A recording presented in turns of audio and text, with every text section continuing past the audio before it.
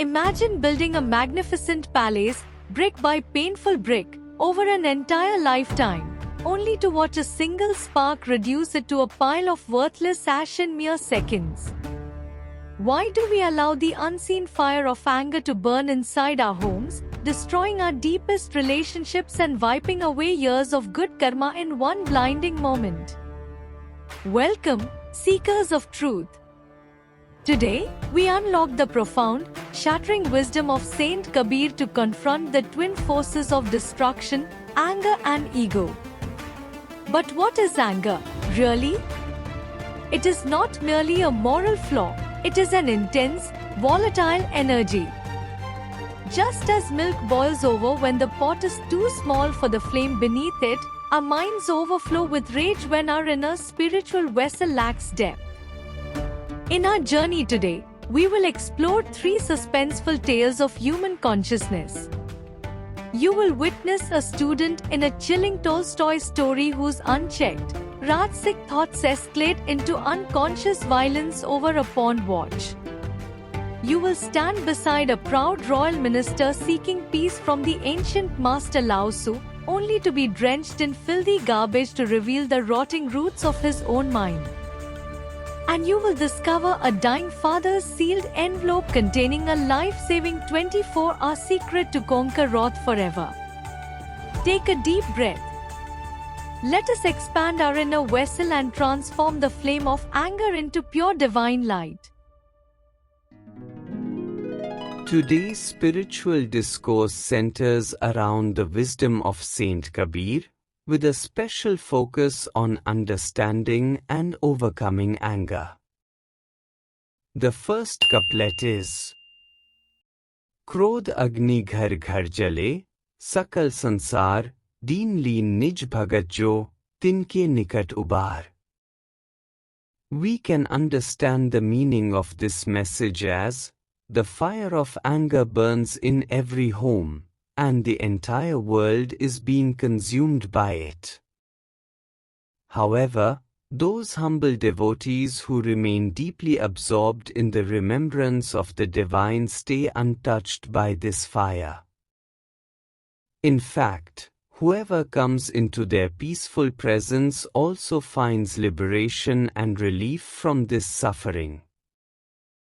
The second couplet is Koti karm lage rahe, ek krodh ki lar, kiya karaya sab gaya, jab aya ahankar. The deeper meaning of this wisdom can be expressed like, you may perform countless good deeds and accumulate a lifetime of virtue, yet a single outburst of anger can wash it all away. The moment pride and ego enter the heart, all of your hard work and spiritual effort are wasted, leaving nothing behind. Anger is a fire. Just as fire burns everything to the ground, leaving behind only ashes that cannot be used for anything, anger functions in the exact same way. When you are caught in the grip of anger, you cannot see or understand just how destructive it can become while you are acting on it. It is only later, when you face the aftermath, that you realize everything has been completely destroyed. Desire, greed, worldly attachment, and even ego do not cause as much immediate devastation, yet anger can burn everything to ashes in a single moment, leaving you with nothing but emptiness in your hands. Desire, anger, greed, attachment, and ego are not physical objects, they are states of your mind. To truly understand these mental states and gain mastery over them, every individual must put in their own sincere personal effort. This fire of anger is currently burning in every home. It manifests in many different forms. It appears as jealousy, it arises from constant comparison, and it shows up as deep-seated bitterness and ill will. We see so many tragic examples of this in our society today. If one brother accumulates more wealth while the other struggles financially, anger can push a person to the extent of taking their own sibling's life. Similarly, if one brother's child secures a coveted college admission while the other's does not, they quietly burn with envy and wait for an opportunity to cause as much harm as possible. First and foremost, we must understand what anger truly is. Anger is a form of energy within us. Just as desire is a powerful force, anger is also a potent energy. And like any form of energy, it can be transformed and redirected. To begin with, we need to recognize that anger generally arises from two primary causes. The first is physical. If your bodily well-being is not in order, if you are unwell, suffer from high blood pressure, or are struggling with other physical ailments, anger can surface very quickly and easily within you. The second cause is psychological, which depends entirely on your mental state, what your state of mind is at any given moment, and why it has become that way. Therefore, if your anger stems from physical or bodily reasons, you should first focus on treating and healing your body so that you can overcome at least one of these root causes. As for the second, psychological cause, you must understand it deeply.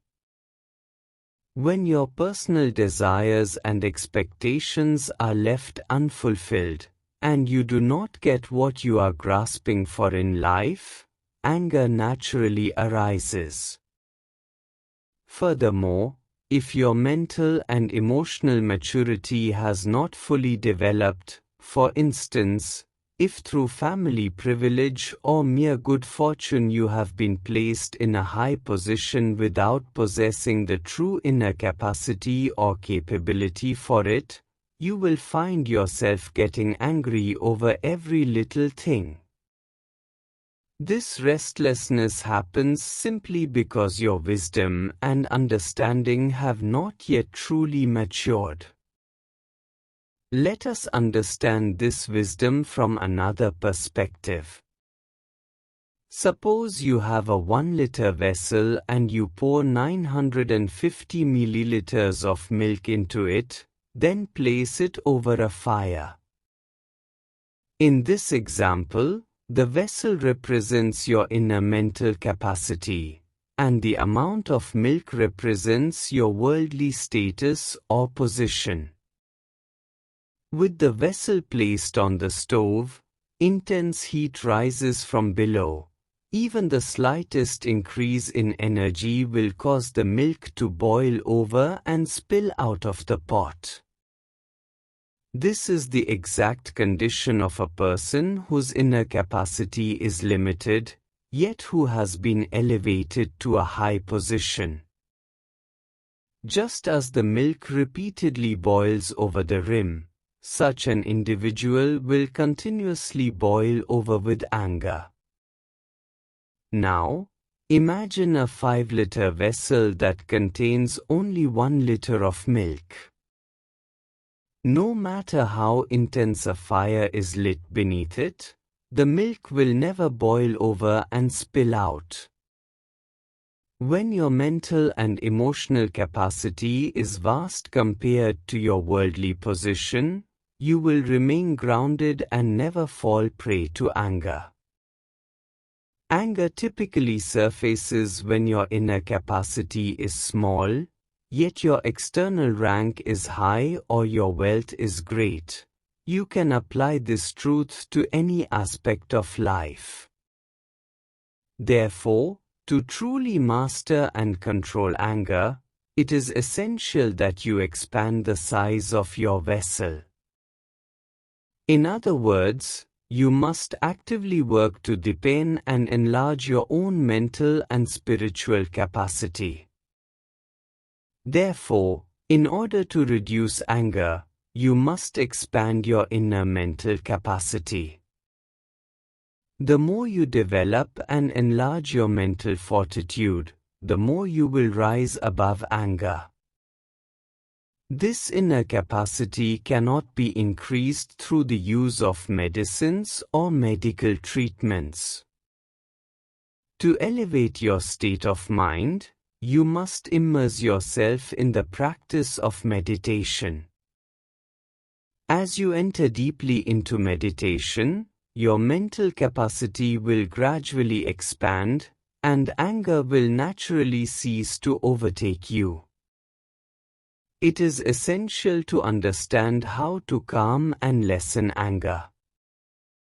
Every individual possesses three basic qualities or natural tendencies: tamogun, that is the mode of ignorance and inertia; rajogun, that is the mode of passion and activity; and satogun, that is the mode of goodness and purity. If your dietary habits are unhealthy or unbalanced, tamogun will become dominant within you.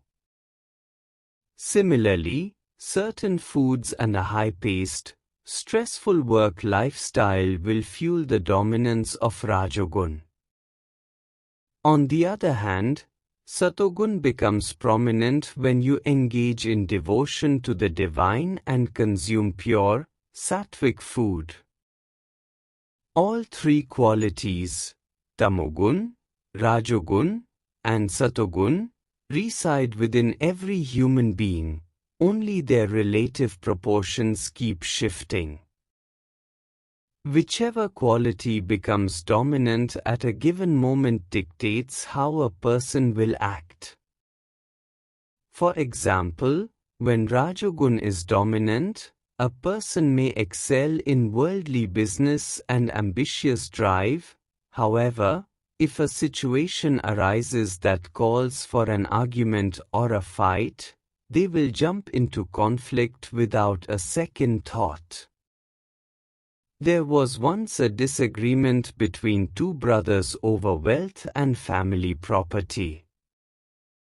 Hoping to resolve the tension, one brother went to the other with the thought, "I will speak with him and explain things gently so that we can find peace, restore our good relationship, and live together happily as brothers."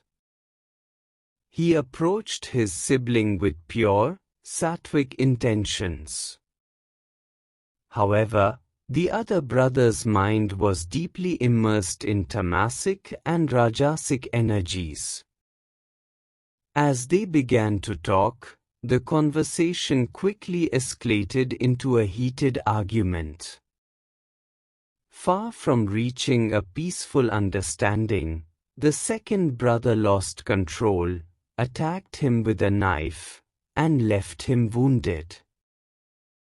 This is the destructive impact of tamogun and rajogun. These qualities give rise to blind anger, causing a person to lose control in a single moment and resulting in such a tragic, terrifying situation. You can see variations of this struggle happening in almost every home today.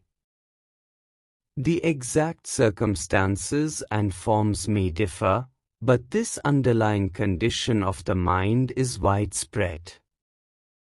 With some individuals, you may treat them with the utmost kindness and approach them with pure, sattvic goodness, yet they simply cannot tolerate the peaceful vibrations radiating from within you. You may struggle to understand why this happens. But when the inner vibrations or frequencies of two people are fundamentally opposed to one another, the other person will feel restless and begin arguing with you over the smallest, most trivial matters. We see this exact same pattern unfold within our own families. Conflicts between a mother-in-law and daughter-in-law, between sisters-in-law, or between a father and son are quite common, and they all stem from a mismatch of inner frequencies and vibrations. This underlying discord creates constant unrest, turning a peaceful home into a living hell. While the situation may not reach the point of physical violence, the emotional bitterness runs so deep that family members find no joy in even looking at one another. In such an atmosphere, uttering even a single harsh word can easily spark a fierce quarrel or escalate into a full-scale battle. Consider the example from our scriptures. Draupadi did not necessarily say anything factually untrue to Duryodhan when she remarked, "A blind man's son is also blind." However, there was a sharp bitterness in her tone, and at that moment, she was not speaking from a state of mindful awareness. Had she been truly alert and watchful, she would never have uttered those words. She had slipped into an unmindful, unconscious state. The magnificent palace of Indraprastha had just been built, and carried away by boundless excitement and pride, she lost her mindfulness and spoke harshly. Even when words hold some factual truth, their harshness can make them completely unbearable to the listener. The ultimate consequence was devastating. It drove Duryodhan to attempt her public humiliation and disrobing, which eventually ignited the catastrophic war of the Mahabharata. Therefore, remember that if you do not cultivate mindful awareness in your daily life, the destructive energy of anger will inevitably surface in one form or another.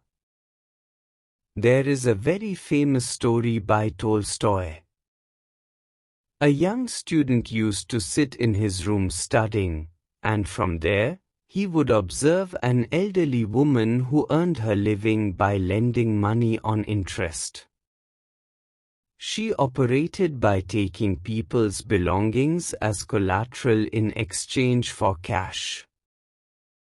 Even if an item was worth 2,000 rupees, she would offer a mere 500 rupees for it. The young student watched this happen regularly. The woman was quite elderly, yet as he observed her over time, the qualities of Rajogun, means agitation and aggression, and Tamogun, means darkness and ignorance, began to grow within his mind. Whenever he saw this woman, a dark thought would cross his mind: why doesn't someone just kill her? What is she going to do by hoarding all this wealth? At first, this remained merely a lingering thought in his mind. Sometime later, when his usual financial allowance from home failed to arrive, he too found himself needing money.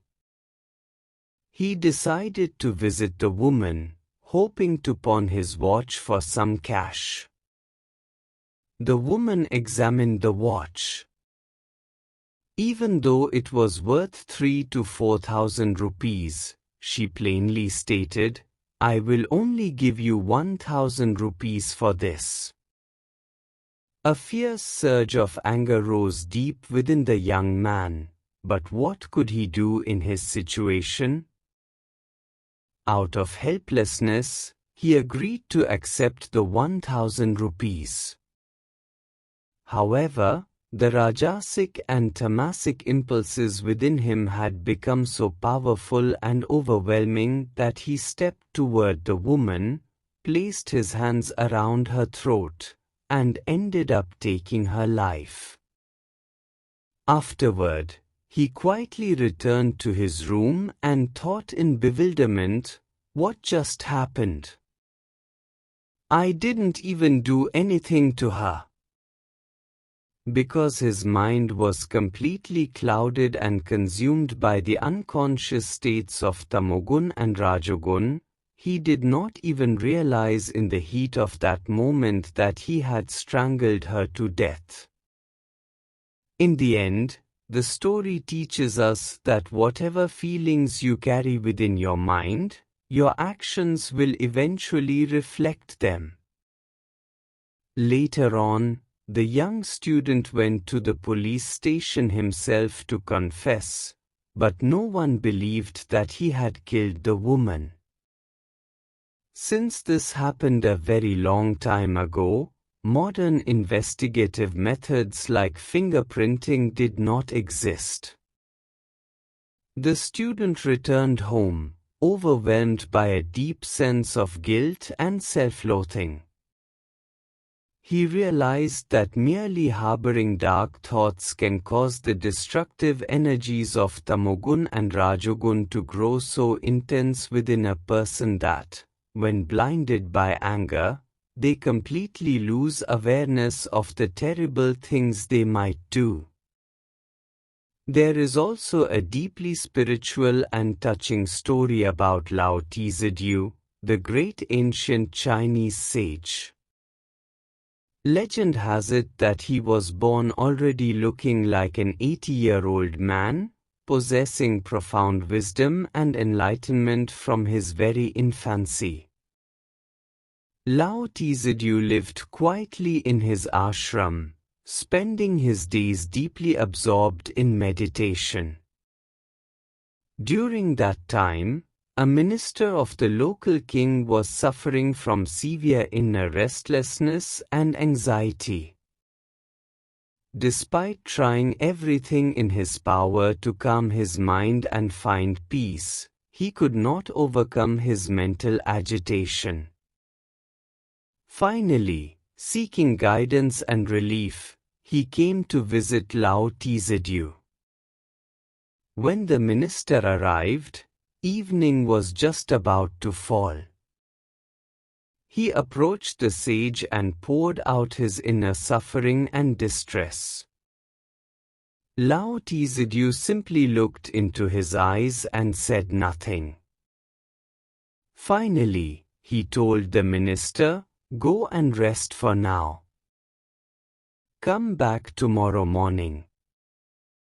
Although the minister was usually full of pride, standing before the tranquil and majestic presence of Lao Tzu, he found himself completely speechless.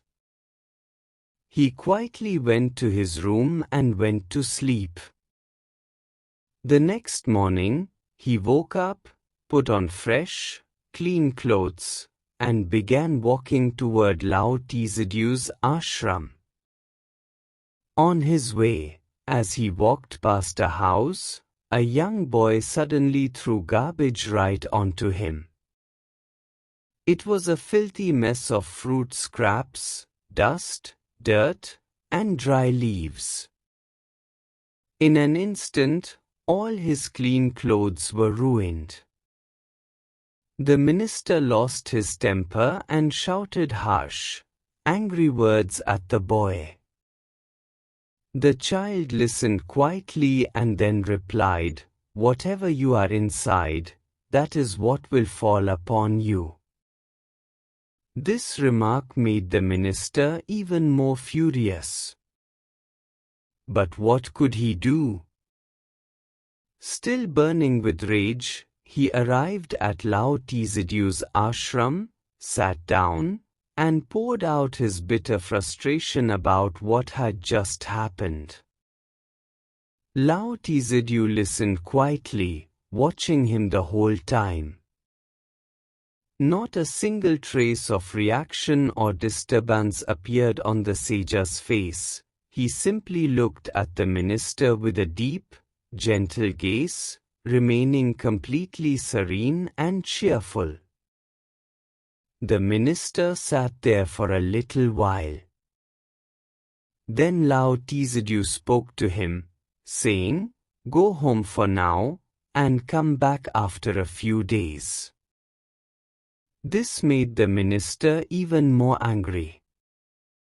He thought to himself, "He didn't solve my problem, he wasted an entire night of mine, and now he is simply telling me to go home." Yet, Lao Tzu's spiritual presence was so profound that the minister could not bring himself to argue. He quietly bowed in respect and left. When he arrived home, his mind was in deep turmoil. He kept agonizing over the entire experience. That child threw garbage all over me, and Lao Tzu didn't say a single word about it. He offered me no guidance or advice whatsoever and just sent me away. Often, when a person feels deeply troubled in their mind, they naturally seek comfort by sitting in nature. There was a beautiful garden outside the minister's palace, so he went out and sat there. It was the morning of the next day. He looked around and saw that all the plants were blooming with lovely flowers and everything appeared peaceful and vibrant. Because he was feeling deeply disheartened, his attention and awareness naturally turned inward toward himself. When a person is in this deeply reflective, inward-looking state of mind, they also begin to observe every physical object around them with intense clarity. This is a natural tendency of the human mind. As he carefully observed his surroundings, he noticed that while all the other trees and plants were healthy and flourishing, one single plant had completely withered and dried up. He called the gardener over and asked, "Why has this single plant withered away? Do you not give it water or fertilizer?" The gardener replied, "We give it everything it needs, yet it remains dry. We simply do not understand what is wrong with it or what more we should do." As destiny would have it, a deeper lesson was unfolding through this situation. The minister instructed him, "Look closely at the roots of this plant. Dig up the earth a little and see what the underlying problem is." When the gardener cleared away the surrounding soil, he discovered that pests had infested the roots. Because of this infestation, the roots were completely unable to absorb water or nutrients from the earth, and they were slowly drying up from within. Seeing this, the minister told him, "Apply some medicine here, change the soil, and replant it properly." After giving these instructions, he sat back down and fell into deep reflection. Later that very evening, he returned to visit Lao Tzu. Just like before, evening was beginning to fall. Once again, Lao Tzu instructed him, "Go and rest for now, come back tomorrow morning." As the minister made his way to the ashram the next morning, that same young boy once again dumped a whole bucket of garbage over him. This time, however, the minister did not react with anger. He simply said to the boy, "You should look carefully before throwing things.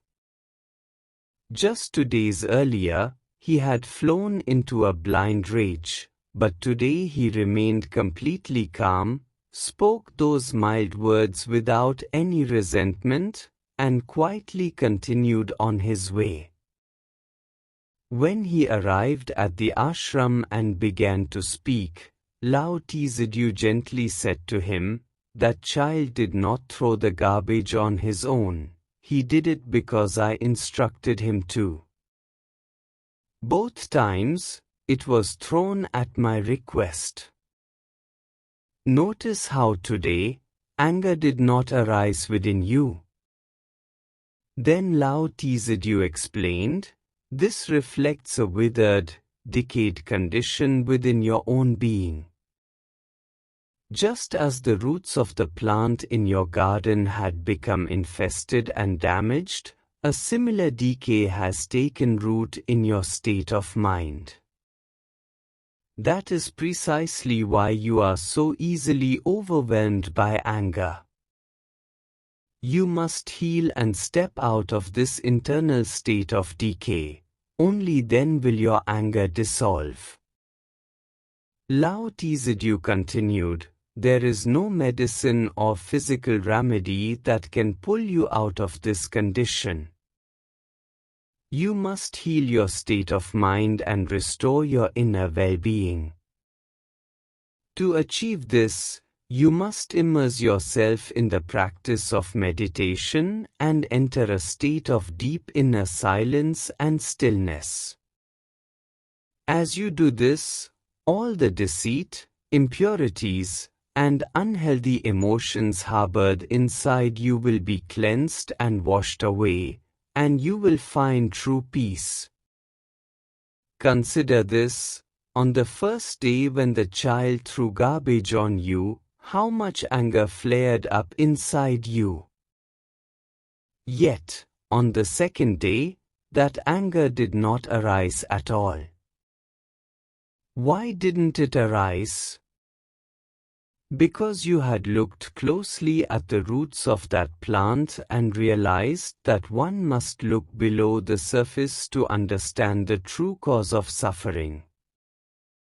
Now, if you live and walk according to the wisdom I have shared with you, you will conquer anger completely.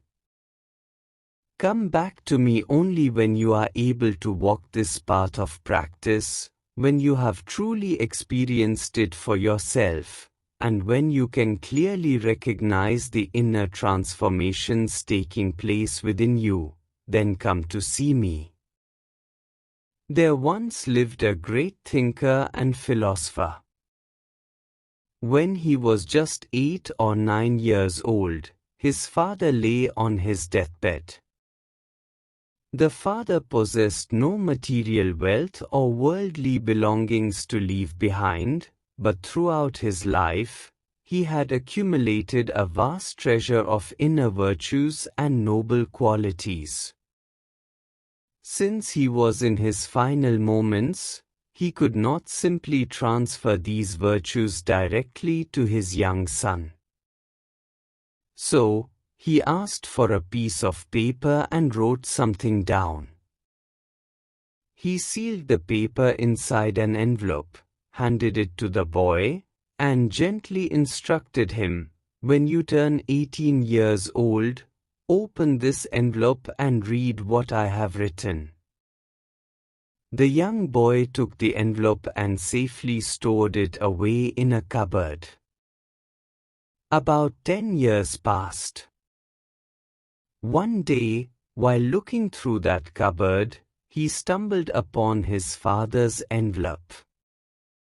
Remembering his father's parting words, he opened the envelope and read the letter inside. There were only 2 lines written on it: "This is the ultimate essence of my entire life's experience. Whenever anger arises within you, and anger naturally comes to every human being, you must do only one thing. Never react or retaliate in that very moment. Do not direct your anger at the person right then and there, Instead, wait for 24 hours before expressing your anger toward them. For the young man, this was a very difficult instruction to follow, and actually adopting it into his daily practice was even harder.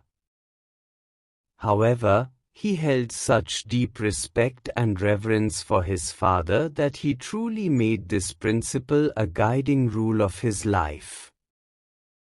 Years later, at the age of 60, he authored a book in which he shared this reflection.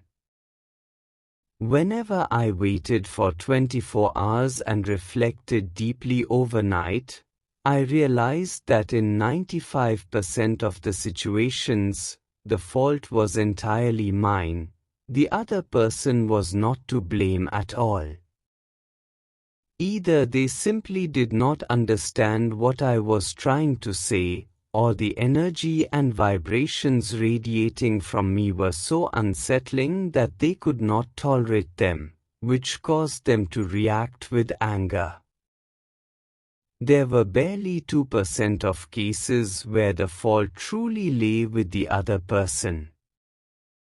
Even in those rare 2% of cases, he would reason with himself with empathy, understanding that the other person's inner awareness and consciousness had not yet matured enough to comprehend the situation, which was why they had lashed out in anger. He recounted another touching experience in his writings. Once, a young woman directed her anger at me. Yet, looking into her eyes, I saw so much genuine innocence. The next day, when I went to see her, I gently said, "You got angry with me yesterday, but your anger felt so harmless and natural to me." Someone with a heart as pure and innocent as yours could never truly hold genuine anger within them. Hearing these words, tears welled up in her eyes. She confided, "I was suffering deeply due to certain difficult circumstances in my life, and you saw right through to my pain." In the course of time, that very woman became his beloved life partner. The ultimate takeaway is this: whenever anger arises within you, try to turn your gaze inward rather than reacting in that heated moment. If you allow 24 hours to pass, you will naturally come to see who was right and who was wrong. But if you erupt in instant anger, everything will be burned to ashes. Therefore, just as Lao Tzu taught and as that young philosopher discovered through his life's experience, the true secret is to actively cultivate positive energies within yourself while diminishing negative ones. This inner transformation is only possible when you anchor yourself in a dedicated spiritual discipline, whether through the path of deep meditation, Kriya Yoga, or mantra chanting, so that your inner consciousness can truly expand and evolve. As your consciousness expands, positive spiritual energies will naturally awaken within you. You will develop profound inner resilience, a spirit of genuine devotion, and boundless love. You will begin to feel with certainty that the entire universe is fundamentally one, that everyone around you, including your brothers, sisters, and their children, is a manifestation of the very same divine soul. If the Almighty has granted someone success or a noble role in life according to their karma, harboring jealousy or malice toward them is nothing less than an insult to the divine. With this elevated awareness, you will naturally extend benevolence and deep goodwill toward every living being in the world. You will shed all traces of envy and hatred, viewing the entire universe as a single, interconnected whole, realizing that at the deepest spiritual level, there is absolutely no difference between you and anyone else. Ultimately, anger is essentially a form of energy. If you frequently find yourself trapped in a state of anger, consciously redirect your attention toward deep study or immerse yourself in meditation. If you play a musical instrument, absorb your focus entirely into creating that music. As you channel your mind, the anger will naturally subside on its own. Yet, the simplest and most powerful method of all is this: unite your consciousness completely with the divine. Through this deep communion, the intense energy of anger undergoes a complete transformation, and in the fullness of time, no distinction will remain between you and the Almighty. Instead of misinterpreting anger as merely a flaw or a sin to be suppressed, learn to actively transform it. The very moment you achieve this inner transformation, anger ceases to be a destructive, negative force. It elevates into the positive, divine energy of the Supreme, guiding you all the way to God's presence. Thank you.